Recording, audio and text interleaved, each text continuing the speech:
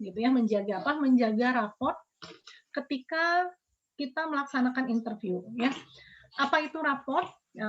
Seminggu lalu kalau nggak salah kita udah banyak bahas tentang raport gitu ya. Apa tuh raport tuh? Upaya kita bagaimana kita bisa menjaga suasana interview, bagaimana kita membangun hubungan baik dengan interviewee gitu ya, agar apa? Agar pelaksanaan interview dapat berjalan dengan baik ya. Oke, siapa sebenarnya yang paling penting menjaga raport itu jelas iter, gitu ya. Jadi kalian nggak bisa menyalahkan iti, Bu, habis dianya diem terus gitu. Nah itu kita nggak bisa seperti itu ya, karena justru disinilah kalian sebagai anak psikologi gitu ya, belajar untuk bagaimana membangun raport gitu ya, bagaimana membangun raport terutama dengan people, dengan orang-orang. Karena justru di sini kelebihan anak-anak psikologi dibandingkan anak-anak di luar psikologi yang belajar tentang wawancara gitu ya. Jadi kenapa misalnya pas proses wawancara itu dihadapannya kalau dengan anak psikologi itu eh, main feeling gitu ya, main perasaan, main pendekatan interpersonal. Nah, sehingga harapan saya teman-teman di sini sudah belajar bagaimana membangun hubungan baik gitu ya dengan sebaya, dengan yang usianya lebih tua misalnya, dengan yang di bawah kalian, dengan sebaya sesama mahasiswa, dengan dosen, dengan pejabat, dengan narapidana, dengan polisi. Nah, jadi kalian jangan sampai merasa jiper. Jiper itu apa ya? Takut, mundur, nggak percaya diri ketika, aduh saya harus mewawancarai direksi gitu ya. Nggak apa-apa gitu ya. Justru kita tetap harus menjaga raport kita, menunjukkan profesionalis kita, bahwa meskipun saya masih mahasiswa psikologi misalnya, tapi saya tetap dianggap setara untuk berbincang dan melakukan proses tanya jawab dengan pejabat misalnya gitu ya. Oke, nah di dalam raport yang paling harus diperhatikan oleh teman-teman di sini adalah first impression gitu ya, kesan kita. Kesan awal ketika saya ketemu sama Farhan gitu ya. Oh, Farhan itu rambutnya rapi sekali gitu, kayaknya udah mandi pagi gitu ya. Misalnya pakai pakai jelly gitu ya. Kalau rapih tuh kesannya dia sudah siap melaksanakan atau melakukan aktivitas paginya gitu ya. Sudah siap terus menampilkan kesan yang baik. Nah, saya juga sebagai IPI juga merasa bahwa oh oke, Farhan antusias nih untuk ketemu saya sebagai IPI ya gitu ya, sehingga saya pun berusaha untuk antusias di dalam menjawab pertanyaan-pertanyaan yang disampaikan oleh IPI gitu ya. Nah, first impression kenapa menjadi hal yang sangat penting? Karena inilah yang akan menentukan bagaimana saya sebagai seorang IPI akan memberikan reaksi, akan memberikan respon terhadap ITER gitu ya. Jadi kalau misalnya Farhannya punten ya misalnya gitu ya, mandinya nggak bersih gitu ya, misalnya masih ada kotoran mata gitu ya kiri kanan gitu, apalagi gitu ya, saya sebagai IT kan jadi sungkan ya gitu ya, bukan sungkan ya, ragu ya, aduh penampilannya aja nggak terjaga, nah gitu ya, terus mau ngajak salaman lagi Farhan, jadi saya takut jangan-jangan Farhan nggak cuci tangan gitu ya, habis dari toilet nggak cuci tangan kan jadi serem ya gitu ya. Nah itu bisa menimbulkan seperti itu gitu ya. Atau misalnya itu kan tadi contoh yang jelek ya. Atau misalnya karena Bella ingin menunjukkan kesan yang profesional gitu ya, kesan yang sangat baik buat Iti, tapi menampilkan dirinya terlalu berlebihan misalnya gitu ya. Seperti apa misalnya? Jadi Bella tuh saking antusiasnya untuk interview gitu ya. Jadi semalam sebelum interview itu pasang eyelash gitu ya, apa bulu mata palsu gitu ya, terus apa itu alisnya pakai sulam alis gitu ya, terus make up, terus pagi-pagi udah di make up ke salon gitu ya, wah glowing gitu ya, terus tampilannya keren banget gitu ya, terus make upnya full gitu ya, terus tampilannya kerudungnya juga banyak aksesorisnya gitu ya, terus tampilannya Bella juga ada yang suka pakai bros macam-macam ya di bajunya gitu ya, terus pakai perhiasan ya, suka ada ya gitu ya yang pakai perhiasan kalungnya berlipat-lipat gitu ya, terus pakai gelangnya penuh, wah pokoknya mah kayak tukang emas gitu ya, toko emas sorry gitu ya, kayak toko emas gitu ya, cincinnya penuh, gelangnya penuh gitu ya. Mending kalau kita ketemu sama itinya yang memang juga sama-sama seperti itu, gitu ya. Gimana kalau kita ketemu ternyata Bella sudah full dandan gitu, heboh banget mau ketemu sama Iti, ternyata si Itinya orangnya mudah inferior gitu ya. Jadi ketemu sama Bella iternya yang sangat wow gitu ya, dia makin inferior gitu ya. Makin membuat Iti tidak banyak berbicara. Gitu. Justru malah membuat Iti nggak mau banyak bicara. Kenapa? Karena terlalu ini saya mah atau apa ya cuman masyarakat biasa gitu ya. Kalau Bella kan misalnya sebagai interviewernya artis dan danannya juga wah sangat wah sekali saya mah aduh gimana ya. Jadi ragu gitu, ragu si Iti untuk bercerita, ragu untuk menceritakan apa yang ditanyakan oleh Iti. Nah itu juga harus teman-teman perhatikan gitu ya. Atau misalnya yang lupa gitu ya, misalnya Farhan lagi nih gitu ya, berhubung di layar saya ada mukanya Farhan gitu ya, pakai baju kemejanya kalau cowok tuh suka ini loh, kalau pakai bajunya tuh keselintut gitu ya, si kancingnya ke bawah gitu, jadi nggak rapih gitu ya. Itu juga untuk beberapa orang yang sangat ini ya apa itu namanya sangat sangat susah menjaga konsentrasi gitu ya, ada orang-orang yang memang kesulitan konsentrasi untuk hal-hal itu aja itu mengganggu, bisa jadi dia malah nggak fokus terhadap pertanyaan yang diajukan oleh Farhan tapi dia fokus terhadap kancing bajunya Farhan gitu. Itu ada juga tuh orang-orang kayak gitu, jadi yang dia perhatikan bukannya Farhan bertanya tentang apa tapi dia perhatikan itu kancingnya ya keselitut, harusnya kancingnya sebelah atas itu harusnya di bawah, itu kancingnya gitu kayaknya di bawah, jadi dia fokusnya ke sana gitu ya. Jadi akhirnya yang mengganggu proses interviewnya karena pengaruh kitanya sendiri iter gitu ya. Jadi tolong banget harus hati-hati ya. Jadi buat yang perempuan juga menjaga penampilan iya, berdandan iya, bahkan kita wajib ini saya double laptop ya. Ini yang sebelah saya, ini saya lagi memantau teman saya untuk wawancara, saya perhatikan penampilannya seperti apa, walaupun wawancaranya by online. Ini agak keputus-putus ya, Kak pinjam itunya. Kok malah dipakai. Oke ya, jadi seperti itu. Oke, kemudian ITER juga harus berusaha memanage kesan-kesan yang baik terutama ya untuk menciptakan suasana yang bisa membuat IT jujur, terbuka dalam berbicara gitu ya. Jadi suasana kayak gimana? Suasana yang membuat suasana yang nyaman gitu ya, suasana yang semangat, antusias gitu ya, seperti itu. Apa yang bisa kita lakukan misalnya bagaimana kita senyum gitu ya. Kalau nggak salah Eriawan kemarin tanya misalnya gimana nih biar kita bisa menjaga ekspresi muka. Nah gitu ya. Jadi walaupun kita tuh sebenarnya lagi kesal hari itu ya, misalnya kalian habis berantem sama pacar kalian tadi pagi misalnya gitu ya, diantarin ke kampus terus berantem. Jangan sampai kalian berantem sama pacar kalian, terus kalian membawa muka bete-nya ke depan Iti. Gitu ya. Karena apa? Iti nggak bersalah, ya nggak? Iti nggak punya masalah dengan kalian sebagai iter, gitu ya. Jadi kalian ketika masuk bertugas sebagai iter, udah itu kalian hanya untuk Iti aja, gitu ya. Jadi mau kalian lagi sedih, mau kalian lagi marah, tinggalin aja, gitu ya. Justru kalian bagaimana membangun suasana, gitu ya. Karena apa? Karena reaksi Iti itu akan dipengaruhi juga oleh reaksi kita ketika memberikan stimulus, ya. Oke, nah nih tahapan-tahapannya ya ketika kita mau interview wajib buat kita memberi salam. Ya ini menjadi aspek sopan santun kita ya, memberi salam. Terus kita juga perlu mempertahankan keseimbangan bagaimana ramah, hangat, berempati, berusaha untuk objektif gitu ya, memperhatikan apa yang disampaikan oleh ITI gitu ya.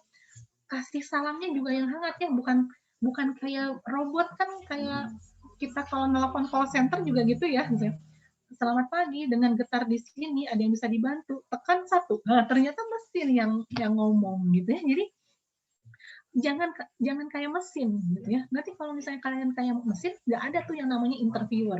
Karena semuanya udah tergantikan oleh mesin gitu ya. Jadi kenapa akhirnya pekerjaan interview ini sampai saat ini belum tergantikan oleh teknologi, oleh mesin. Tapi kalau psikotes, saya udah jarang psikotes itu ada observer gitu ya, ada tester gitu ya. Kenapa? Si peserta tinggal lihat video, gitu ya, observasinya lewat apa? Lewat CCTV, selesai gitu ya. Tapi kalau interviewer ini masih sama orang, karena interaksinya tuh di situ ya.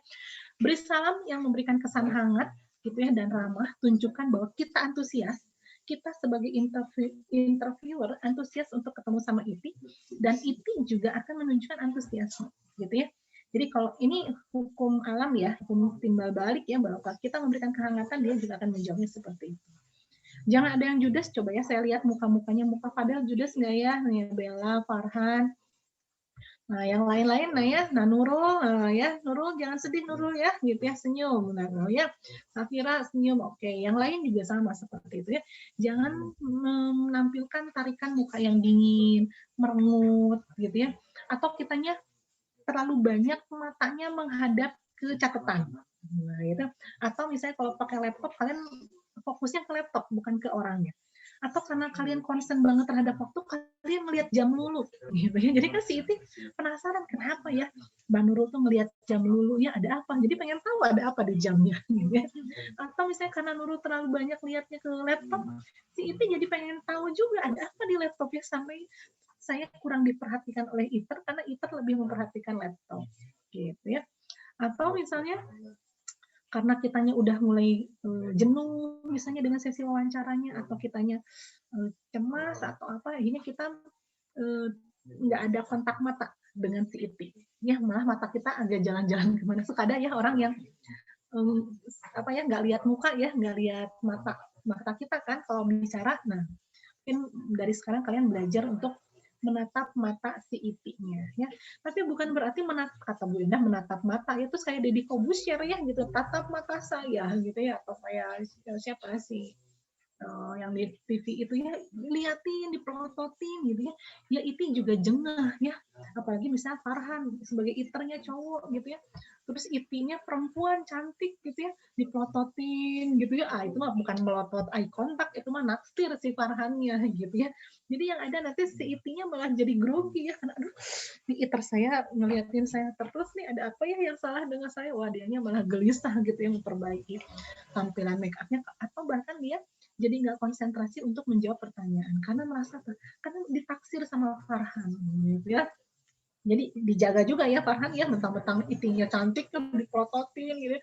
Giliran yang apa Itinya laki-laki juga Eriawan gitu ya, Eriawan ini gitu, ngelihatnya ke kaca, ngelihatnya kemana-mana gitu ya, karena nggak menarik misalnya Eriawan ya, jadi nggak begitu ya. Oke, kemudian pandangan tajam dan dingin. Wah, nanti kita lihat ya muka-mukanya ya, muka Fadel, muka Bella, mukanya Safira nih tajam, mukanya Eriawan matanya dingin menusuk. Itu kan ada yang matanya tuh tajam menusuk gitu ya. Jadi tunjukkan mata kita yang hangat. Nah ini Eriawan berbeda ya dengan pertemuan pertama saya dengan Eriawan dengan pertemuan saya dengan Eriawan kelima. Nah sekarang matanya lebih hangat dibandingkan waktu pertemuan pertama ya. Jadi ada kemajuan ya. Oke, atau misalnya bicaranya pelan banget. Ada yang bicaranya pelan, ada yang bicaranya lambat. Nah, suka ada ya misalnya orang-orang yang lambat bicaranya ya. Terlalu lambat juga nggak bagus, terlalu cepat juga nggak bagus. Gitu ya. Atau yang bicaranya kayak mesin menjawab ini call center yang datar, monoton gitu ya. Nah, itu juga jangan ya. Jadi ada liuk-liuknya gitu ya. Di mana kita menekankan perkataan apa gitu ya.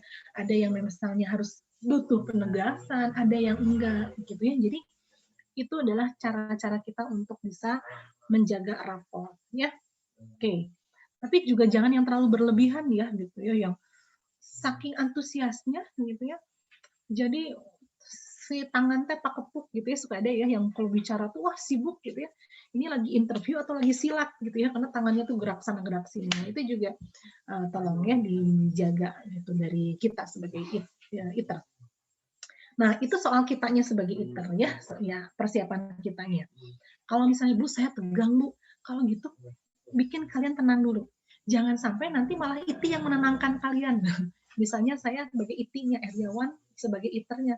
Saya ngelihat Eriawan panik gitu ya, cemas gitu ya, suaranya gemetaran. Terus saya malah menenangkan Eriawan, Mas tenang aja Mas, wawancaranya tenang Mas. Saya di sini kok mendengarkan. Jadi terbalik ya, IT yang menenangkan iter gitu ya. Jangan ya, ini kelihatan nggak profesionalnya. Jadi kalau misalnya kalian mau mulai wawancaranya, kalian masih tegang, masih belum siap, ya udah tunggu dulu sekitar 1 menit atau 2 menit, mau tarik nafas dulu, mau minum air hangat dulu, mau ke toilet dulu, gitu ya, mau gerak-gerakin tangan dulu. Nah, itu tergantung kalian lebih pasnya dengan teknik seperti apa. Itu boleh, gitu ya. Jadi ketika ketemu sama IT, itu kalian sudah siap, sudah tenang, gitu ya. Oke, atau misalnya jangan sampai karena Alsya tadi malam udah nonton drakor Penthouse secara maraton gitu ya, baru selesai jam 4 pagi, pas wawancara jam 8 jadi ngantuk gitu ya. Jam 4-nya sih belum ngantuk, baru ngantuknya jam 8 pagi. Jadi kelihatan iter tuh pas mau wawancara ada matanya yang agak ngantuknya agak lebih lama. Nah, gitu ya. Jadi itu terjadi nggak? Oh, sering kali terjadi gitu ya. Kalau saya pun suka seperti itu ya, kalau pagi-pagi wah gila-gila nih ngantuk-ngantuk banget nih. Ya udah yang saya lakukan sebelum interview apa? Ya udah bikin kopi dulu aja. Kalau saya ya itu tergantung kalian mau makan permen dulu gitu. Ada teman saya yang cuci muka dulu gitu ya. Karena semalam biasanya kalau dulu saya masih di bagian selection recruitment tuh kalau misalnya hari pertama intake data gitu ya, psikotes itu sampai 200 orang di aula gitu ya, sampai sore biasanya sampai jam 3 itu udah maksimal. Kita udah packing, beresin berkas, filing. Malam-malam kan harus ini ya, karena si kerjanya harus cepat selesai kan. Besok jadwal wawancara. Jadi semalam yang kita lakukan adalah scoring. Jadi semalaman scoring ya. Scoring Pauli dijajarin 10 gitu ya, atau yang lain. Terus singkatnya sebegitu. Dan akhirnya hari berikutnya, hari keduanya ngantuk gitu ya, seperti itu. Nah, tapi bukan menjadi alasan ya, karena kita ngantuk, kita nggak konsentrasi untuk bertanya. Gitu ya. Jadi itu jangan sampai tahu apa yang terjadi dengan diri kita. Gitu ya. Itu nggak usah tahu bagaimana susahnya kalian menjaga konsentrasi hari itu. Gitu ya. Biarlah itu adalah resiko kalian sebagai interviewer, gitu ya. Jadi mau minum kopi, mau cuci muka, mau olahraga dulu, itu mah enggak, gitu ya, sesuai kalian gimana. Kalau saya lebih suka makan permen gitu ya. Jadi kadang saya isengnya misalnya Pak saya sambil makan permen ya Pak ya wawancaranya gitu. Mungkin Bapak mau makan permen juga Pak gitu ya. Tapi jangan sampai nanti pas makan permennya loncat gitu ya, atau kalian kesulitan ngomong karena makan permen ya. Pokoknya jaga lah ya. Oke, itu tentang persiapan kita sebagai iter. Nah, ruangan. Kalian juga harus perhatikan ya ruangan gitu ya. Jangan sampai misalnya ruangan tempat wawancara kalian itu menunjukkan simbol-simbol kekuasaan dari kaliannya sendiri. Gitu ya. Contoh misalnya Eriawan dulu pernah sebagai ketua OSIS waktu SMP. SMA juga. Waktu kuliah jadi ketua BEM, jadi ketua Presma misalnya. Terus pernah bertemu dan berfoto bersama dengan Pak Rektor, dengan gubernur misalnya gitu. Pokoknya dengan pejabat-pejabat lah. Itu semua foto-fotonya dipajang di belakang kita di tembok gitu ya. Jadi IT malah memperhatikan, wah Pak Eriawan ini udah banyak yang mewawancarai tokoh-tokoh gitu. Wah ternyata Pak Eriawan ini pengalamannya udah banyak, udah jadi presma segala macam gitu ya.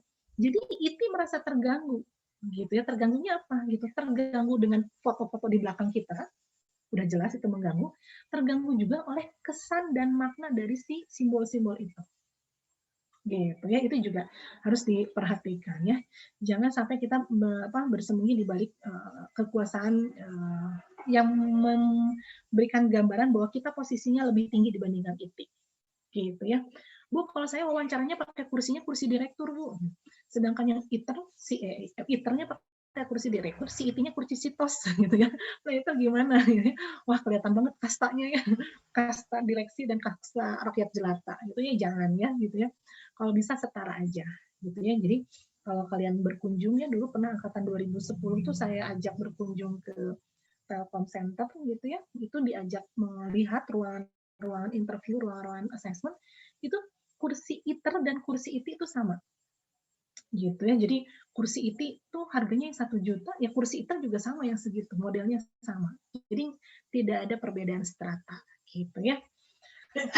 Sampaikan bahwa misalnya oke di dalam ruangan ini terdapat CCTV. Nah, CCTV-nya memantau siapa? CCTV-nya memantau IT, bukan memantau ITER. Gitu ya. Karena misalnya ketika si fungsi CCTV-nya memang digunakan untuk mengobservasi IT gitu ya. Atau ada juga beberapa perusahaan yang memasang CCTV di ruang interview untuk mengobservasi ITER. Itu ada juga. Karena apa? Karena misalnya direksi atau manajer pengen tahu bagaimana si interviewer ini melaksanakan interview. Itu ada juga yang begitu. Gitu ya. Tapi kalau misalnya kalian bisa mengakses isi CCTV dan melihat hasil observasi terhadap IT, ya berarti si CCTV itu menghadap ke IT. Gitu ya, karena memang dipergunakan untuk mengobservasi itu. Gitu ya. Dulu waktu pas saya masih kerja di Telkom tuh gitu ada satu ruang monitor gitu ya. Jadi setiap ruangan interview itu ada CCTV gitu ya. Jadi yang kita fokuskan adalah reaksi muka si IT.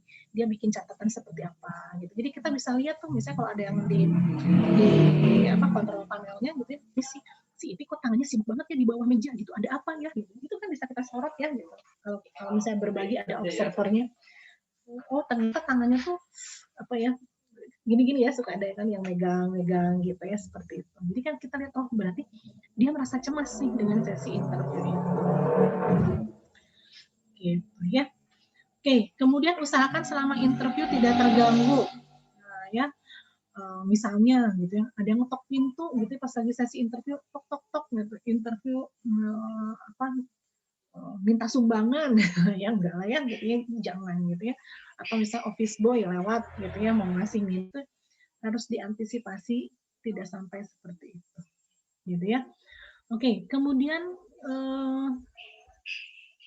soal ini jarak ya. Jarak kita dengan IT itu sejauh apa? Jarak IT dengan kita sebagai ITER itu sejauh apa? Jangan sampai jaraknya kayak di ruang diskusi LGD di Fakultas Psikologi gitu ya, yang jaraknya jauh gitu ya. Jadi kita di ujung sana, si IT di ujung sana gitu ya. Kayak terdakwa itu juga jangan ya, atau hati-hati ya. Kalau bisa sih dekat gitu ya. Berhadapan juga sebenarnya masih boleh ya gitu. Tapi kalau misalnya interviewnya dalam sesi konseling, biasanya posisi ITER tidak berhadapan, tapi di samping gitu ya. Jadi tapi kalau posisi ITER dan IT boleh kita berhadapan-hadapan gitu ya. Terus Bu, kalau misalnya interview online gimana gitu? Jangan sampai nanti muka layar kita di layar tuh penuh sama muka kita gitu ya. Jadi atur jarak juga, jangan terlalu dekat, jangan terlalu jauh. Ruangan wawancara jangan terlalu luas. Kenapa? Terlalu luas itu menimbulkan efek insecure. Apalagi di ruangan cuma berdua gitu ya, terus di pojok lagi ya insecure gitu ya. Apalagi ketika misalnya kita berhadapan dengan orang yang mudah teralihkan ya. Jadi dia diwawancaranya di pojok sedangkan ruangannya luas gitu. Dia ngeliat, wah ruangannya segede gini ya, ada apa? Nah itu bikin insecure juga. Tapi kalau ruangannya terlalu sempit itu juga nggak nyaman gitu ya. Kenapa? Kita harus perhatikan ada orang-orang yang tidak nyaman berada di dalam ruangan yang kecil. Nah, ada yang tahu kan penyakitnya? Apalagi udah mah ruangannya kecil, tertutup ya. Nah, sama seperti orang yang klaustrofobia ya, yang takut ketika berada dalam situasi yang mencekam buat dia tuh seperti itu. Itu juga harus diperhatikan ya. Nah, kalau gitu perilaku yang bisa kita tampilkan selama sesi interview apa? senyum dan jelas gitu ya. Jadi coba Farhan latihan senyum ya, gitu ya. Aryawan latihan senyum, semuanya latihan senyum. Senyumnya bagus atau enggak gitu. Senyum bukan nyengir gitu ya, gitu ya. Bukan ketawa cekikikan gitu ya. Nanti itu juga harus diperhatikan. Berjabat tangan. Nah, kalian harus perhatikan juga ya. Ini masalah jabat tangan, masalah yang sepele. Jabat tangan tuh ada yang cuman jabat tangan tuh kayak cuman selewat ya tangannya. Kita cuman gini aja. Ada yang berjabat tangan tuh ya selamat pagi, nama saya Enda, ada yang begitu. Ada yang berjabat tangan tuh wah sampai diayun-ayun ya tangannya dipegang kuat ya. Nah, kita mah nggak usah begitu. Tapi kita ketika menghadapi iti yang perilakunya seperti itu catat. Gitu ya. Oh, bersalamannya nah gitu cuman selewat atau bahkan gak nempel, ada yang kayak gitu atau ya cuman begini aja gitu ya. Nah itu jadi catatan juga ya. Siapa tahu mungkin oh saya udah punya wudhu misalnya atau misalnya maaf apa tidak boleh misalnya gitu ya, itu nggak apa-apa, kasih catatan. Bukan berarti wah dia menolak berinteraksi dengan orang lain gitu ya, dia menjaga jarak, oh udah langsung negatif semua ya gitu ya, itu nggak begitu gitu ya. Jadi harus hati-hati. Jadi nggak semua bahasa di ilmu pernyataan itu kayak bahasa paririmbon. Tidak mau bersalaman orangnya begini, ini nggak begitu juga ya. Setting situasinya seperti apa? Apa yang membuat dia tidak mau bersalaman gitu ya. Jadi berjabat tanganlah secara meyakinkan. Nah, sebenarnya ketika kalian berjabat tangan, kalian kan bisa merasakan tangannya si Iti ya, gitu ya. Tangannya si Iti gimana? Halus, ya. Aduh tangannya Nurul halus, biasa jigana ya tangannya halus gini mah tarasa sapu misalnya gitu ya. Wah, kelihatan nih gitu ya. Misalnya tangannya Farhan, oh tangannya Farhan tuh ini misalnya ada kapalan gitu. Terasa gitu ya. Kapalnya ada 4 gitu ya misalnya. Nah, kalau yang kapalannya 4 kan berarti apa? Mungkin dia sering neken ya si telapak tangannya. Nah, kita bisa punya asumsi aktivitas apa yang membuat dia memiliki kapalan di setiap buku-bukunya gitu ya. Apakah dia atlet ya, atlet yang sering push up, misalnya push up pakai tangan, nah seperti itu. Siapa tahu mungkin dia atlet taekwondo atau misalnya tentara atau apa, nah itu bisa jadi satu sumber pertanyaan gitu ya. Nah itu juga. Oke, terus mengangguk kepala. Nah, anggukan kepala ya. Jadi kita jangan kayak robot ya tegang gini gitu ya. Jadi saya melihat Bella ini Bella asli atau Bella virtual background gitu ya. Karena nggak bergerak ke sana ke sini misalnya gitu. Jadi pas wawancara tuh ini ya kitanya juga bisa oh ngangguk oh gitu. Jadi ada gerakannya. Bu kalau di online gimana? Sama seperti itu gitu ya. Jadi harus terlihat juga ada reaksinya ya. Kontak mata sama seperti yang tadi saya sampaikan, kontak mata itu juga harus dijaga gitu ya, terutama ketika Iti nanya. Jadi kalau kita sama seperti ajaran saya ngajarin anak saya, kalau ada orang yang bertanya, lihat orangnya, lihat matanya, itu tandanya dia menghargai gitu ya. Kalau misalnya si Iti nanya, kitanya nggak lihat mukanya gitu ya, nah kenapa kita harus mempertanyakan itu, kenapa dia nggak mau lihat mata kita, dia tidak tertarik, dia tidak menghargai kita, atau ada tipe orang yang memang kesulitan untuk menjaga kontak mata. Nah, biasanya orang yang kesulitan menjaga kontak mata dengan orang lain, dia pasti bermasalah dalam relationnya. Gitu. Ini wah, saya punya kakak kelas ya, gitu ya. Dia memang begitu, gitu. Waktu awal saya dekat gitu ya, saya lihatnya setiap kita diskusi atau ngobrol, mau dia presentasi, mau dia ngobrol dengan kita, dia nggak pernah natap mata, gitu. Nah, ya. Saya pikir kita pada autis gitu, ya kan ciri autis kan memang tidak ada kontak mata ya, gitu. Akhirnya, tapi dia ini ngomong masih bagus segala macam, gitu ya. Tapi memang dia nggak bisa menatap mata orang. Jadi kalau lihat mata tuh paling cuma sedetik udah langsung lari lagi si matanya atau si bola mata. Nah, saya bilang, oh dia memang kesulitan untuk menjaga kontak mata dengan orang. Dia kesulitan menjaga relation dengan orang. Dan memang apa? Dan memang betul. Dia memang punya problem dengan relation gitu ya. Jadi terutama dengan relation lawan jenis sudah jelas gitu ya. Jadi itu sebenarnya ilmu yang bisa kalian pelajari dari mata kuliah yang lain, tapi kalian bisa temukan ketika kalian jadi interviewer gitu ya. Jadi kalian bisa, nah nih matanya lari-lari kayak gini nih gitu ya. Oh ini jangan-jangan nanti dia akan ada problem nih relation-nya. Nah, misalnya nanti kalian bertanya soal masalah relasi, bisa jadi itu nyambung gitu ya. Oh iya, nah bisa jadi itu pertanyaan-pertanyaan yang kalian ajukan untuk menguji asumsi, gitu ya, asumsi yang sudah kalian temukan dari awal, gitu ya. Kemudian suara. Nah, suaranya juga jangan datar-datar aja ya, dicek aja terus ya, kan nggak menarik ya. Kita dengerin lagu juga kalau datar terus kan nggak menarik ya. Jadi tetap harus ada intonasinya, suaranya seperti itu. Yang terakhir jelas rileks ya. Oke, nah kalau begitu apa nih yang situasi yang membuat tidak nyaman buat Iti ketika interview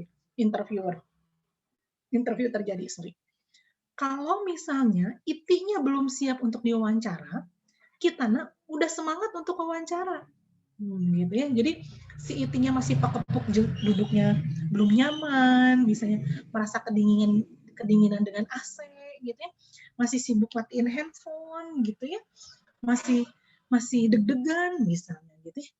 Itu jangan ya. Jadi kalian lihat situasi Iti-nya sudah siap atau belum. Gitu ya. Jadi kalau misalnya dia duduknya udah nyaman, kalian bisa nanya, oke, kita lihat duduknya udah nyaman nih. Misalnya dia mulai gini-gini, saya lihat AC-nya siapa tahu mungkin terlalu kencang, gitu ya. Kan kita bisa tanya, ukuran AC-nya sudah cukup atau gimana? Oh iya ini udah cukup, oke. Jadi kita tanya tuh yang bikin dia nyaman untuk sesi interview itu.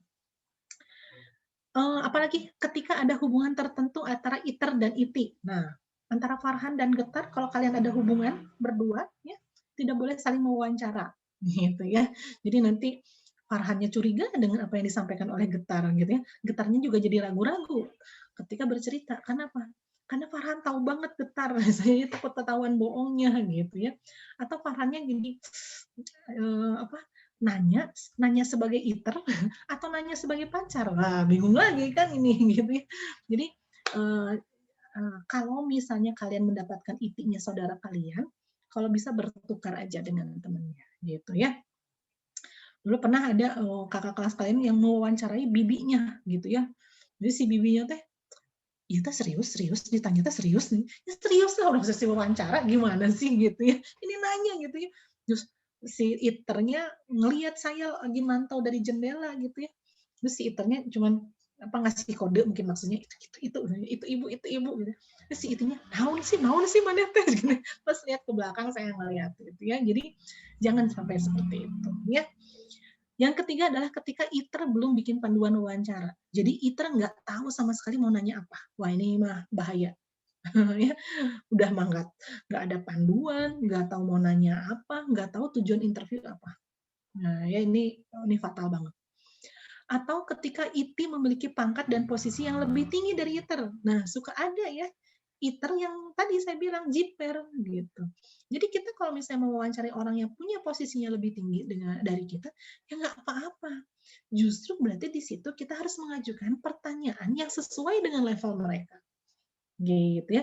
Jadi menggunakan bahasanya yang lebih tertata, mungkin pemilihan kata dan kalimatnya juga lebih tepat ya.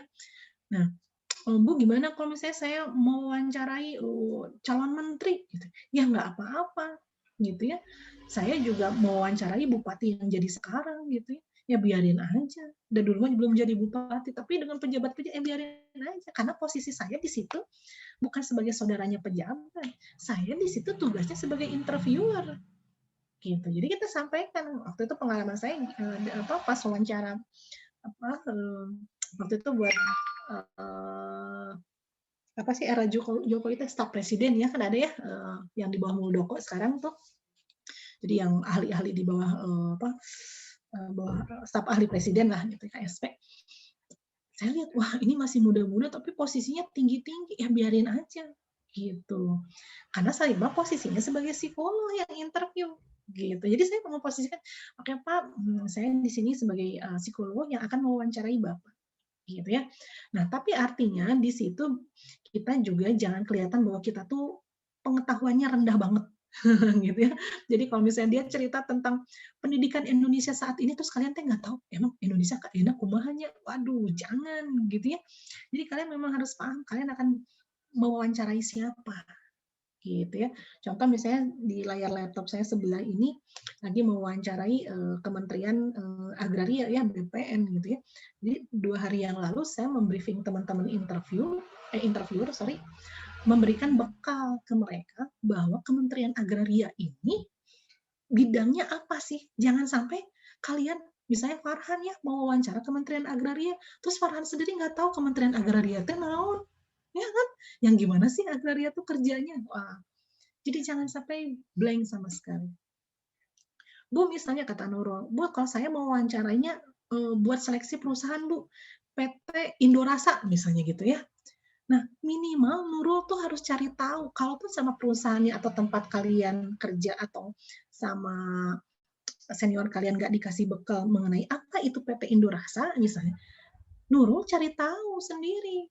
Boleh minta informasinya, boleh cari di Google, sana lebih gampang. Cari di Google, apa sih pekerjaan di Indorasa itu perusahaan apa sih, bergerak di bidang apa sih, gitu. Ya, jadi juga pas pertama kali saya diminta bantu PT Pindad gitu ya, dulu kan kebayang saya PT Pindad itu yang memproduksi senjata gitu ya, yang kita tahu kan bikin senjata, bikin tank baja gitu ya. Ternyata sejak era reformasi di Pindadnya sendiri gitu ya, unit usaha Pindad itu tidak hanya memproduksi senjata gitu ya. Jadi yang di rumah kalian siapa yang masih pakai tabung gas melon hijau itu buatan kereta api, itu buatan PT Pindad gitu. Itu ada unit usaha untuk itu bikin tabung gas melon gitu ya. Jadi bahkan yang bikin rel kereta api yang pakai baja pentingnya itu dari Pindad gitu ya. Jadi kalau kita nggak tahu soal itu, kebayang nggak dia lagi cerita rel terus kita bingung, ini rel apa ya? Rel tank baja, padahal bukan rel tank baja gitu ya, tapi rel itu gitu ya. Atau misalnya Peruri. Nah, siapa yang nggak tahu Peruri ya? Awas aja kalau nggak tahu Peruri ya. Peruri itu perusahaan uang negara Republik Indonesia. Jadi pabriknya uang gitu. Jadi kalau kalian pengen punya duit banyak, datanglah ke Peruri gitu ya. Itu banyak duit ke sana. Nah, itu waktu itu memang saya juga gitu ya gitu. Oh, Peruri, oh berarti yang bikin uang, bikin materai, ya yang bikin materai itu Peruri kan gitu.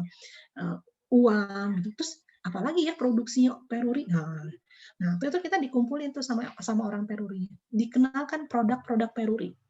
Jadi kita menginterview orang tuh orang Peruri itu memang ya tahu produknya apa. Kayak misalnya buku sertifikat, ya sertifikat tanah itu yang ngeluarin Peruri. Gitu. Atau misalnya ijazah, nah kalian ijazah S1, kalau nggak mau dipalsukan, itu buatan Peruri yang paling bagus. Gitu. Jadi beda dengan print fotokopian gitu ya. Jadi karena ada segelnya. Itu kalau di barcode itu ketahuan. Yang bikin paspor gitu ya, surat tanah gitu ya, hal-hal yang harta berharga itu Peruri gitu ya. Jadi oh ternyata produknya banyak ya Peruri itu. Bahkan yang bikin uang negara lain juga ada beberapa negara yang bikin uangnya di Indonesia gitu ya. Jadi waktu itu memang pas waktu pertama kali Peruri menerima order dari beberapa negara tetangga, itu yang jadi concern orang-orang di perusahaan itu gitu ya, bahwa wah ini kemajuan nih bahwa kita menerima order membuat uang negara lain di Indonesia. Nah, gitu ya. Terus kalian nanya, Bu, kalau uang monopoli siapa yang bikin? Mang, kalau itu mah ya jelas ya bukan Peruri. Oke, nah pembicaraan awal, basa-basi itu penting ya. Jadi tapi jangan terlalu lama, basa-basinya setengah jam udah habis untuk basa-basi. Biar apa? Biar kalau intinya lagi tegang, gugup, malu, jadi lebih berani dan lebih pede. Yang mesti dihindari adalah di awal aja udah ngomongin hal-hal yang spesifik. Gitu ya. Jadi baru pertama ketemu udah nanya gitu ya. Tadi malam Mbak Gitar mimpi apa? Waduh, udah nanyain mimpi aja semalam baru juga ketemu gitu kan serem ya gitu ya. Sehingga itu yang membuat Iti merasa kok gitu ya Iter nanyain gitu ya. Walaupun memang misalnya tujuan wawancaranya adalah tujuan wawancara kepribadian ya. Hindari pembicaraan awal yang dapat menimbulkan pengalaman negatif gitu ya, yang gimana misalnya gitu ya, Farhan, saya dengar kemarin Farhan itu ya dimarahin ya sama Pak Amir. Waduh, pagi-pagi pertama interview langsung diajak ngomongin hal yang jelek-jelek dulu, gitu ya. Walaupun itu sebenarnya yang ingin kalian tanyakan sama Farhan, tapi jangan di awal, lebih baik itu. Oke, sebaiknya pembicaraan di awal nggak terlalu lama, nggak terlalu panjang, biar tidak mengurangi waktu interview. Ya, lebih baik ketika misalnya kita udah cukup basa-basinya, oke Pak, kita sudah bisa mulai wawancaranya, udah langsung aja. Gitu ya. Oke, nah setelah basa-basi tadi, wawancara awal gitu ya, kita masuk ke structuring statement gitu ya. Jadi kita menegaskan sama IT apakah kita sudah bisa mulai wawancaranya gitu ya. Tapi kita ajukan pernyataan yang sifatnya profesional untuk memulai interview gitu ya. Kalau tadi di layar saya sebelah itu memperkenalkan diri ya, kami dari tim ini akan melakukan wawancara ini kurang lebih berapa lama, direkam wawancaranya, saya sebagai siapa, di sini ada sebagai siapa, itu bisa. Nanti kita tanya, oke, apakah kita sudah bisa mulai wawancaranya? Oke, ya, jadi kita menegaskan, sudah mulai atau belum? Jadi jangan sampai si IT nggak tahu, ini teh masih basa-basi atau udah mulai interview ya. Nah, jadi harus ada intro lah gitu ya. Oke, nah untuk latihan kemampuan raport, ITER memang perlu banget untuk melatih kemampuannya dalam interview, gitu ya. Jadi kalian boleh banget latihan dengan teman-teman kalian sendiri, saling bertanya, gitu ya, saling memberikan feedback nih. Misalnya Nurul kalau misalnya latihan sama Getar gitu ya, lewat Zoom misalnya gitu ya, soal basa-basinya udah enak belum Getar saya intronya misalnya untuk ngomong, oh udah, oke. Okay. Atau ada yang kurang nggak? Oh ya Nurul kamu harusnya begini, kayaknya tadi kesannya kalau kalimatnya begini kurang enak, misalnya. Kan itu bisa juga latihan ya. Oke, okay, nah upaya kita menciptakan suasana di dalam sesi interview itu ada beberapa hal gitu ya. Cara menciptakan suasana interview yang baik. Bagaimana kita menjadikan situasi interview itu memberikan banyak informasi ya. Kita bisa memposisikan kita sebagai partisipasi gitu ya. Ini bisa kita lakukan di mana ITER dalam suatu penelitian turut serta dalam kegiatan yang dilakukan oleh ITIK. Nah, biasanya kalau teman-teman tertarik sama jadi volunteer atau jadi konselor terkait kebencanaan misalnya ya, kalau misalnya Getar tertarik nih untuk masuk ke daerah bencana gitu ya, untuk nanti misalnya banyak bergerak di dinsos seperti itu ya. Getar misalnya mau tanya-tanya tuh mengassessment kondisi warga yang terkena bencana. Nah, Getar berada di sana dulu tuh melihat gitu ya, misalnya melakukan aktivitas yang sama, berada pada lingkungan yang sama, di ruangan yang sama gitu ya. Jadi apa, biar ITI juga merasa bahwa ITER, oh Mbak Getar juga berada dalam posisi yang sama nih dengan saya gitu ya, seperti itu. Atau ada yang kedua adalah identifikasi. ITER berusaha meyakinkan ITI bahwa ia adalah bagian dari kelompok ITI. Nah, mengidentifikasi biasanya wawancaranya kalau misalnya kalian nanti misalnya KKU ya gitu, kalian mau mewawancarai anak kecil gitu ya.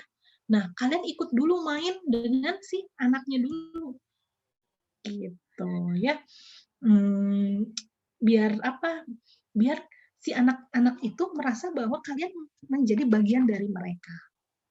Gitu ya. Nah, bedanya dengan partisipasi apa gitu ya? Kalau partisipasi itu biasanya tujuannya untuk kegiatan atau untuk mencari data ya, informasi gitu ya. Tapi kalau pas yang diidentifikasi, kita mengidentifikasi, kita menyamakan apa yang bahkan misalnya kalau kalian pengen tahu seluk-beluk kehidupan narapidana misalnya. Nah, kalau gitu berarti kalian mengidentifikasi masuk tuh ke dalam lingkungan narapidana. Misalnya ikut ngantri makanan, bagaimana hidupnya di kamarnya berapa lama. Jadi biar merasakan apa situasi yang terjadi. Persuasi, menjelaskan tujuan yang ingin dicapai. Nah, ini gimana kita menjelaskan tujuan yang ingin dicapai. Meyakinkan, membujuk tim bahwa informasi yang ia berikan memang betul-betul bermanfaat, gitu ya. Jadi IT itu orangnya pintar bicara untuk membujuk gitu ya. Oh iya Mbak Getar, nanti kalau misalnya Mbak Getar menjawab sekian banyak pertanyaan gitu ya, itu kan akan membuat saya mampu membuat kesimpulan yang tepat untuk Mbak Getar, sehingga nanti saya bisa memberikan hal-hal evaluasi nih buat Mbak Getar gitu ya, jadi membujuk gitu ya. Oke, kalau menggunakan tokoh pengantar gimana? Nah, ini biasanya yang pakai apa itu referensi orang dalam lah kalau bahasa kalian, gitu ya. Jadi tokoh pengantar biasanya adalah orang yang mempunyai posisi tertentu dalam masyarakat yang akan diinterview. Misalnya, Safira mau wawancara warga desa, misalnya warga desa Cibeber, misalnya gitu ya.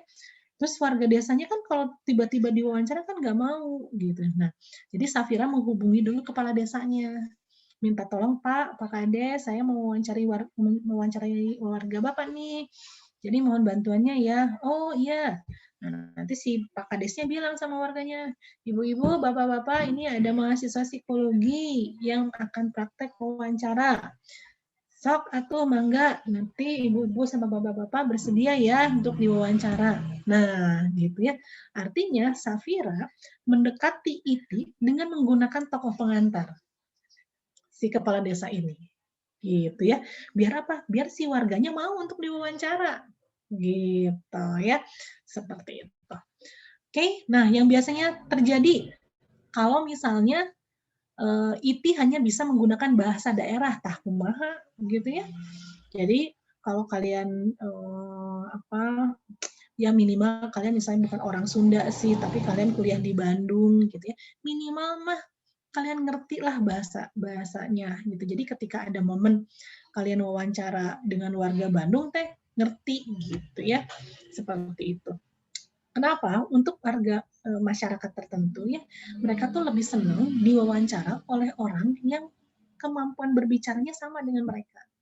Gitu ya. Jadi kenapa misalnya kalau kalian pergi ke Baduy, misalnya ke Banten sana pedalaman, kalian nggak bisa langsung berinteraksi dengan warga Baduy, tapi diantarai dulu, ditemenin dulu sama warga Baduy luar, ya nggak gitu ya. Karena orang Baduy dalam tuh nggak mau kalau misalnya ujung-ujung ada orang masuk tuh, gitu ya. Nah, jadi apa misalnya pakai bahasa-bahasa bahasa daerah yang umum aja yang kalian ketahui. Duh, Ibu Safira kumaha damang, walaupun cuma bahasa itu yang bisa, misalnya gitu ya. Oh, Ibu bisa bahasa Sunda? Ah, enggak sih, cuman tahu kata itu aja gitu ya. Tapi itu jadi menunjukkan rasa senang gitu ya. Jadi nanti sama kalau pengalaman saya juga gitu, kalau saya diminta dinas misalnya ke Padang gitu ya, biasanya suka tanya sama supir, kan supir yang jemput dari bandara kan misalnya orang Padang gitu kan. Pak, kalau misalnya nanya apa kabar, bahasa Padangnya apa? Gitu ya. Oh, bahasanya gimana cara ngomongnya? Caranya gini. Jadi kita tuh sambil di mobil tuh sambil belajar gitu. Jadi pas besoknya interview tuh minimal nanyain apa kabar tuh pakai bahasanya mereka. Walaupun cuma bisanya itu, gitu ya. Tapi itu membuat si Iti merasa senang.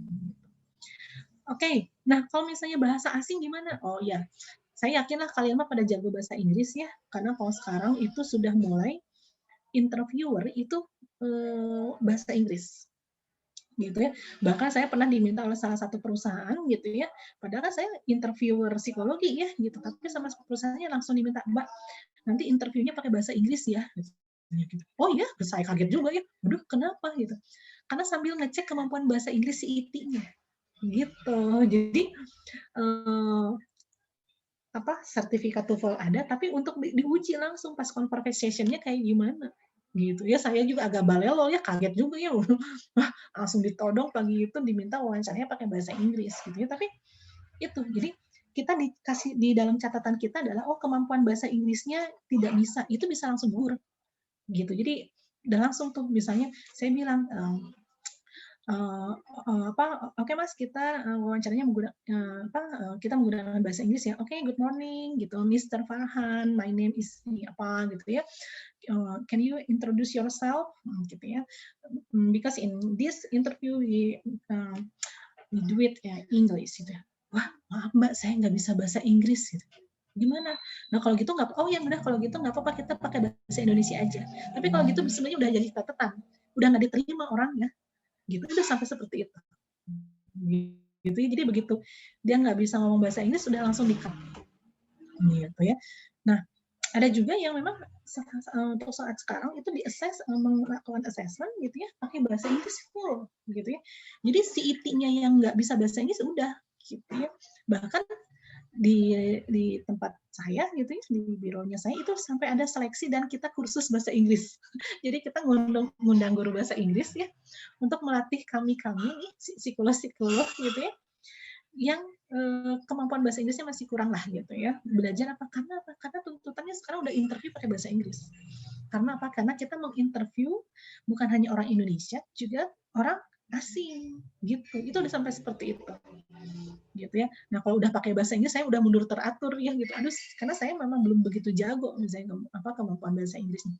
Tapi beberapa teman ya udah kita interviewnya menggunakan bahasa Inggris langsung. Bisa saja seperti itu ya. Oke, kalau itu nggak terbuka gimana gitu ya, berarti ini bagaimana kita melakukan pendekatan dan hubungan yang baik buat Iti biar Iti mau menjawab pertanyaan kita. Kalau jawabannya singkat-singkat, nah probing atau kita alihkan dulu ke pertanyaan yang lain sebelum masuk ke tema itu.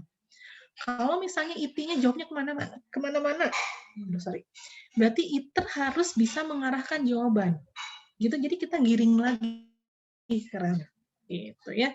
Ini adalah upaya Iter. Nah, Bu, sebagai interviewer kan kita bertanya, berarti kita nggak ngedengerin, kan kita ada alat rekam. Salah.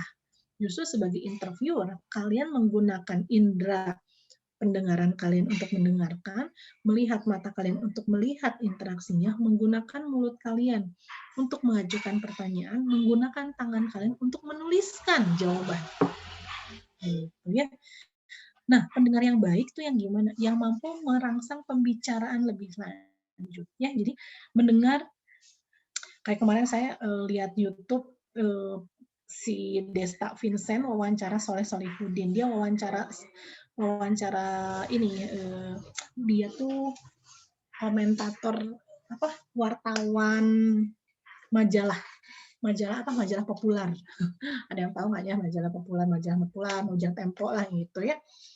Nah, kan ditanya tuh trik kamu tuh gimana sih kok bisa mewawancarai panjang dan bisa mendalam gitu. Si Solehnya jawab gini, saya sih mendengarkan aja jawaban dia apa. Nanti saya mengajukan lagi pertanyaan berdasarkan jawaban yang dia sampaikan. Gitu dia bilang. Jadi benar-benar ngedengerin. Gitu ya. Terus kemudian membuat pernyataan yang mengundang penjelasan. Jadi pernyataannya, oh kok di sini saya agak kurang paham ya, gimana ceritanya Mbak Getar bisa pindah ke Cimahi. Nah itu sebenarnya pernyataan dan meminta penjelasan. Ayo dong ceritain lagi, saya nggak ngerti nih. Mencari persamaan pandangan dengan pembicara. Nah ya, jadi sebagai interviewer kalian jangan berdebat ya, misalnya Nurul gitu ya, bahwa puasa itu dimulai tanggal 12, misalnya 12 April gitu ya. Sedangkan kata saya mah tanggal 11 gitu ya. Kata Nurul, Bu, bukannya maaf ya Bu ya, bukannya puasa itu dimulai tanggal 12. Saya jawab, oh enggak, menurut saya itu tanggal 11. Oh enggak begitu Bu gitu ya. Jadi memperdebatkan hal yang enggak mesti didebatkan. Gitu ya. Justru sebenarnya kalaupun kalian punya pendapat seperti itu gitu ya, kalian tanya aja sama IT-nya. Oke, alasan Ibu menetapkan bahwa puasa itu tanggal 11 apa? Kan lebih baik begitu daripada kalian berdebat. Gitu ya. Respon verbal yang bervariasi. Nah, jadi respon verbal juga nanti kalian jangan oh iya semua ya gitu ya. Farhan ngomong oh iya. Farhan ngomong lagi oh iya. Terus oh iya gitu ya. Cing aturan cari kata yang lain. Oh gitu, atau minimal ganti pakai gitu ya, atau yang lain. Gunakan kata-kata deskriptif bukan evaluasi negatif gitu ya. Contohnya gimana ya? Kalau saya perhatikan di sini Farhan dari saya dengar dari penjelasan tadi, Farhan itu adalah anak pertama yang memang menjadi andalan keluarga gitu ya. Selalu diminta menampilkan yang terbaik oleh keluarga, sehingga hal ini membuat Mas Farhan mendorong diri untuk selalu menghasilkan yang terbaik. Gitu ya, itu mendeskripsikan. Beda dengan evaluasi, apalagi evaluasinya yang negatif. Mas Farhan ini orangnya ambisius ya, gitu ya. Padahal sebenarnya itu penjelasannya tadi ya, karena anak pertama dituntut selalu yang terbaik, Terus juga akhirnya lama-kelamaan Farhan menuntut dirinya untuk jadi yang terbaik, pokoknya harus berhasil. Tapi bukan berarti Mas Farhan orangnya ambisius ya. Wah, apalagi evaluasinya negatif ya. Nanti nggak mau dinilai begitu. Kalau dievaluasinya positif, pasti semua orang mau kan. Tapi itu artinya kita menggiring interview. Gunakan kata-kata yang jelas, spesifik, dan mudah dipahami ya, jelas itu mah. Kasih pernyataan positif yang penuh perhatian dan mengiyakan. Jangan diem ya. Nah, nanti walaupun Nurul orangnya pendiam, jangan sampai nanti pas interview diem-diem ya Nurul ya. Jadi tektok gitu ya. Jangan mendominasi pembicaraan. Wah, ya, jadi 30-70, 30 iter, 70 iti. Gitu ya. Atau jangan sampai iternya terbawa cerita. Misalnya Farhan, saya jadi itinya ya, misalnya Farhan cerita, nanya sama saya, Bu Endah gimana sih Bu Endah, apa yang membuat Bu Endah dulu kuliah di Fakultas Psikologi. Terus saya cerita bahwa sebenarnya saya dulu nggak pengen kuliah di Fakultas Psikologi, gitu ya. Cuman kata ibu saya daripada nganggur, udah kuliah psikologi aja gitu ya. Nanti tahun depan ikutan SNMPTN lagi atau ikutan tentara lah misalnya. Terus karena cerita saya agak related dengan pengalamannya Farhan gitu ya. Terus Farhan bilang, wah cerita ibu sama Bu dengan saya juga begitu loh Bu. Gitu. Dulu saya juga sebenarnya nggak mau masuk psikologi Bu. Jadi si Farhan kalah ngadongeng gitu ya. Jangan ya. Jadi walaupun itu adalah related dengan kita, udah kita aja yang tahu, nggak usah diomongin gitu ya. Apalagi malah ini kita yang banyak cerita. Iya Bu sama pengalaman saya juga. Kita sana diwawancara gitu ya, Endah atau Farhan gitu ya. Jadi harus jelas ya. Jadi bukan saya tuh pengen cerita juga, iya, tapi jangan sampai mendominasi ya. Oke, ulangi kata-kata pembicara sampai mengerti. Ya kalau misalnya ada kata atau penjelasan yang membuat kita kurang paham, kita bisa tanya ya. Kalau udah paham ya kita sampaikan dan selalu coba buat kesimpulan. Nah, apa aja? Dengerin, tangkap ide sentral dari pembicara, ide gagasannya apa. Perhatian, konsentrasi sama apa yang disampaikan oleh Iti. Jangan sampai kita merasa emosi ya. Misalnya si Farhan itu ternyata cerita bahwa dia baru mutusin pacar, ternyata pacarnya itu adalah temannya Getar. Getar sebagai sahabat yang baik gitu ya, merasa emosi, aduh pas pacar saya di ghosting kayak gini aja gitu. Biarin Getar ya, itu masalah mereka berdua, Getar nggak usah ikut campur gitu ya. Jadi jangan terbawa emosi juga. Atau misalnya jangan meremehkan apa yang kita dengar gitu ya. Misalnya saya jadi iternya misalnya itinya adalah Safira gitu ya. Terus Safira cerita bahwa wah Bu, alhamdulillah Bu bahwa saya itu begitu lulus kuliah saya tuh langsung dapat kerja Bu dan langsung dikasih gaji yang besar Bu. Gajinya 2 juta Bu sebulan misalnya ya. Terus saya gitu ya, baru 2 juta aja sombong gitu ya. Belum saya 10 juta. Nggak usah diomongin gitu, apalagi sampai merubah ekspresi muka gitu ya. Jadi jangan meremehkan. Justru kita harus menjadi tertarik. Wah, buat Safira baru lulus kuliah dapat kerja gajinya 2 juta itu besar gitu ya. Apa nih yang membuat Safira menilai seperti itu? Lebih baik kalian tanya ya enggak gitu ya. Oh iya Safira gitu, menurut Safira 2 juta itu besar ya Safira ya. Oh iya gitu, karena selama ini kan lebih baik kita mendapatkan informasi itu daripada kita akhirnya meremehkan ya. Oke, jangan terpaku pada fakta, tapi perasaan si itu ya, si iti yang tersiratnya seperti apa, gitu ya. Misalnya, Heriawan baru diputusin sama pacarnya, gitu ya. Mas Heriawan cerita bahwa Mas tuh baru banget putus dari pacarnya. Terus sekarang perasaannya gimana, Mas?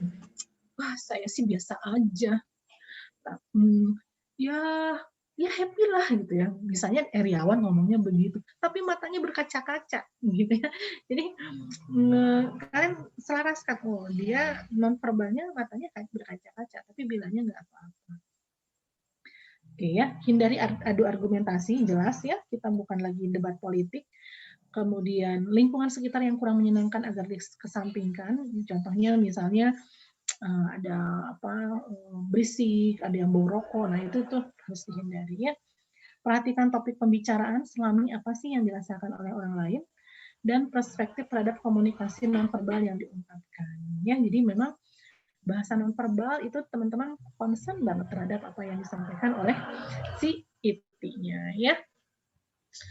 Oke, sampai sini. Ada yang mau ditanyakan? Nanti saya tutup dulu.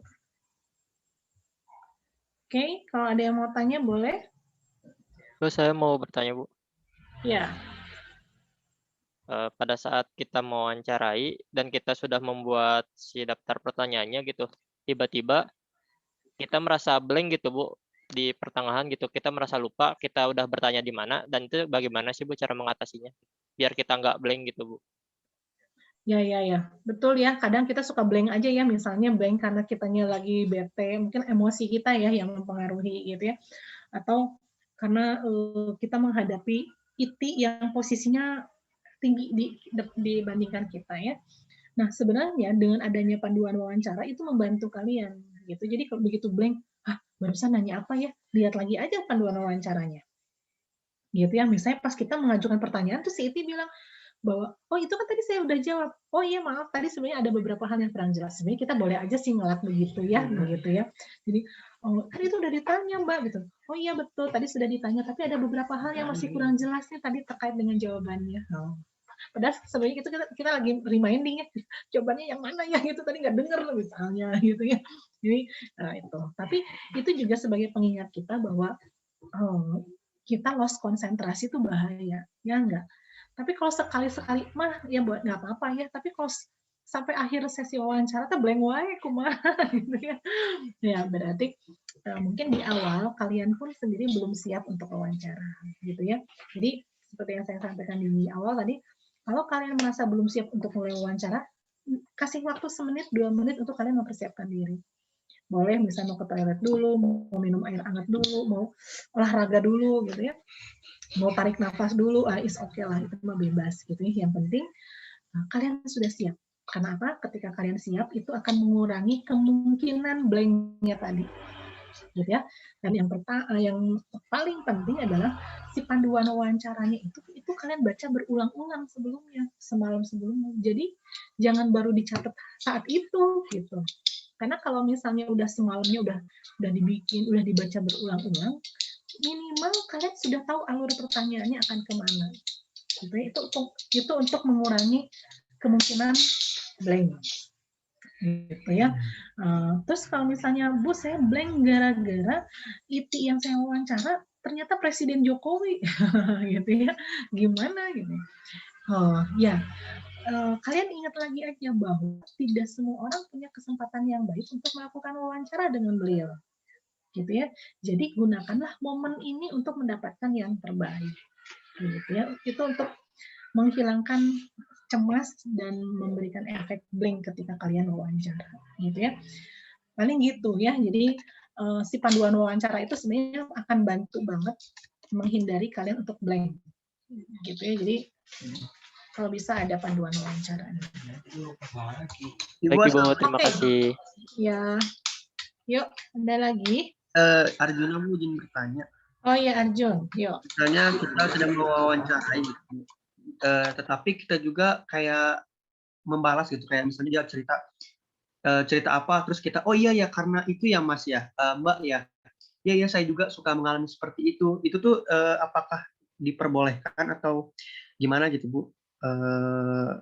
Kalau misalnya boleh atau tidak kenapa gitu? Oke, misalnya contoh misalnya kita pas interview ya, misalnya